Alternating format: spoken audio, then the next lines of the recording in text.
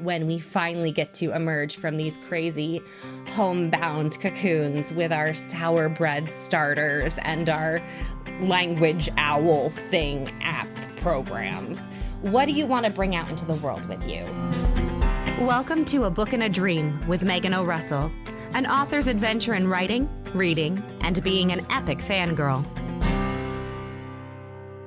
Hello, my name is Megan O. Russell, and welcome to episode 59 of A Book and a Dream. Have you been making bread, shearing your own sheep, learning a new language on an app?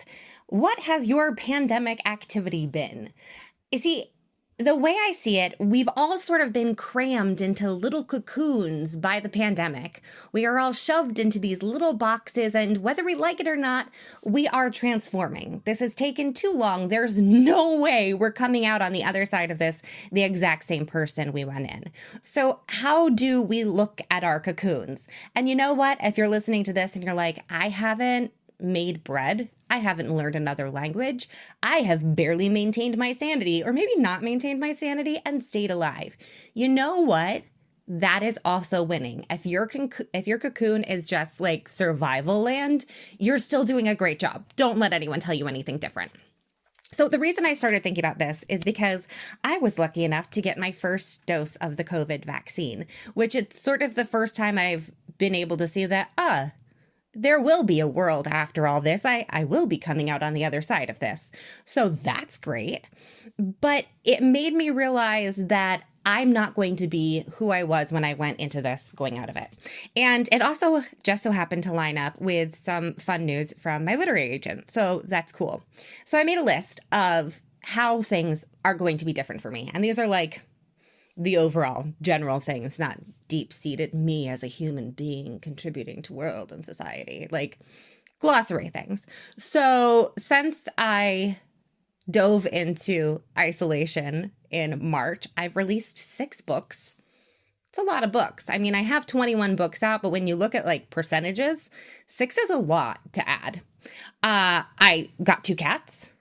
I've had blue hair, and as of the day that I'm recording this, I now have a book on submission to some really big literary houses with my agent. So that's super exciting. It's basically like auditioning for Broadway, but I'm not actually needed to be there. So I'm auditioning for Broadway, but I'm wrapped in like a TARDIS blanket in my living room hanging out, which in one way is super weird because it doesn't feel like something that big should be happening when I'm not like actively participating. But on the other hand, it's great because no one's expecting me to wear heels. So that's a super fun experience. And I hadn't really done this kind of submission thing with my agent before this. So this is the first time that I'm like out there with the big kids, and I have more books in my catalog, and I have 2 cats that like to bite my feet and my microphone while I'm recording podcasts. So things are very different from me, even just on the cursory level. And then you look at how the world is going to be different. And there are like the big, deep, dark ways that the world's going to be different because we're never really going to be able to go back to the way things were. It's like ragtime. We can never go back to before. But again, on just like the surface of the little things that are going to be different. In the submissions that my agent is putting out for me, one of the places he's submitting is Simon & Schuster. Well, Simon & Schuster was just acquired by Penguin Random House. So they're merging. So since the pandemic began, all of those agents, all of those writers, all of those editors, I'm like cover designers and secretaries and like all these other people, their whole literary world is merging and changing because that's huge. That's like massive. That's a publishing giant. It's like the Blob. It's just eating everything. And that's going to reshape the world of indie publishing because a lot of authors who have normally stayed with traditional publishing only are going to start exploring indie options because there's only a few big players left in the publishing game. And so people are going to branch out into indie because there's not going to be as many choices for submissions, and books are going to come out slower because why would publishers want to compete with their own titles? So it's going to be a really different world soon because of this merger that happened while we were all hidden away. And on the other side of my life, on the theater side of my life, which, the industry has been completely torn apart, everything's going to be different. Broadway's not going to be able to do the huge kind of musicals that they're used to. They're going to have to do things that aren't going to take full houses in order to recoup the costs. Some things are never going to reopen. A lot of theaters, like regional theaters, have already gone belly up. One turned into a warehouse already. Blue Man Group in Orlando have already announced that they're not reopening. Some of their other sites will, but not Orlando. A lot of regional theaters will close down forever. A lot of actors who are pushed out of their careers are not going to go back. Maybe because they feel like there's not room for them, because with fewer theaters, the competition is going to be fiercer, or because they found a normal job that makes them happy and they've decided that security is where they want to be, which that is a totally legitimate choice. And if you're retiring from theater, don't let anyone tell you that you're giving up your dream and how could you abandon what you've wanted your whole life. Priorities can change. If you want health insurance and a 9-to-5 where you know how much you're getting paid all year, good for you. There is absolutely no shame in that. It can be a bitter pill to swallow that the artistic industries, publishing, theater, basically everything with the arts, because underfunding is a massive issue. But anyway, it can be a bitter pill to swallow that we're not going to get to step back into our lives as they were. And that doesn't just go for the arts. A lot of other industries have tightened their belts. Work from home is probably going to stay in place for a lot of people. Kids are going to have ongoing weird issues because they're going to think that people should stay 6 feet away at all times. Everything's going to be weird. Everything's going to be different. But once we take that and accept it, there are some choices we have to make, like, who do we want to emerge from our cocoon as? What do we want to bring back into this changed world? Now, once again, staying on the fluffy level, not going into appreciating every day and not turning down invitations because we don't like to see people. We should take advantage of actually being able to be in the same room as people, even though we're really introverts, even though everyone thinks we're extroverts, and really we just want to hide with the pets in the corner. Like, not getting into that, like staying on the fluffy level. Who do we want to be when we go back into that world? And again, if you just want to be alive and have kept your miniature humans alive, that is absolutely legitimate. Being like, I dragged 2 kids into this, I'm dragging 2 kids out of it. Good for you. Anyone with miniature humans, you're winning at life. If everyone is like fed and clean, maybe not even completely clean, just like not too stinky, you are doing such a good job. So what do I want to bring back out into the world with me?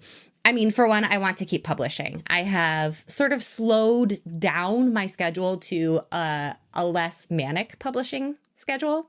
I did 6 books in a year's time instead of, 10, which 6 still sounds insane, but I slept. I did the sleeping thing. So improvement. Good for me.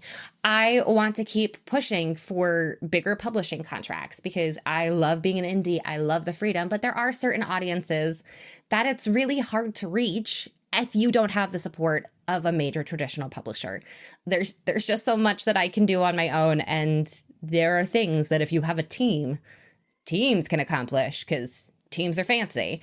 So I want to start looking more into that now that I have my baseline of like, all of my backlist is out. I have these complete series. I have audio. I want to start going more in that direction just because I feel like I'm at the point that I could be an indie and still pursue trad, where before I was just barely keeping my head above water with getting my books out. So that's nice. I also know that I was super lucky to get to perform in 2 different shows during the pandemic. It was handled in a very safe way. Great pandemic safety things. They changed the air conditioning to do things with germs. I don't know, but it was very scientific and fancy. Who's to say? But I do know that I want to be a part of theaters reopening, even though things are not going to be what they were. Salaries won't be what they were. It's not going to be as fancy. There are going to be budget cuts while people try to recoup and smaller casts and la. I know that I want to be a part of that, even though it is going to be hard trying to get everything going again. I do know that I love theater and I will take the hardship in order to make sure that things come back. So I definitely want to be a part of that. I also know that I want to prioritize things like sleep and, not dying and sleep. So there are things that I know I want to do. And again, going and hanging out with friends and not just talking to their pet in the corner, because I should savor human interaction because friends are nice and I like them. So there are things that I definitely want to do. And I would encourage you now, which we are not out of this. We are not out of this. But the end is coming closer to being within sight. There's like a sign that says light in 300 yards. So, eventually we're going to get to see the light in the distance. So keep hanging on. But take a moment and think of, what do you want to bring back out into the world with you when we finally get to emerge from these crazy homebound cocoons with our sour bread starters and our language owl thing app programs? What do you want to bring out into the world with you? Because this is a horrible opportunity we've been granted, where we have been forced to step back and have perspective that hopefully we will never, ever have again. Never. Precedented times only from now on. Never unprecedented. I want thoroughly precedented. So hopefully we'll never have this opportunity again, so we might as well use it. What do you want to contribute to your industry, to your family? Who do you want to be? Have you always been a fashionista and you've realized that you don't actually need to do makeup to be happy? Or have you realized that doing makeup every day really brings you joy? Are you going to start tutoring? Are you going to sing more? Are you going to, I don't know, do picnics every week because you've decided that joy in nature is necessary even if you're not trapped inside or in a park 6 feet away from each other because, there are no other choices in the world? What is it that you want to bring out? Because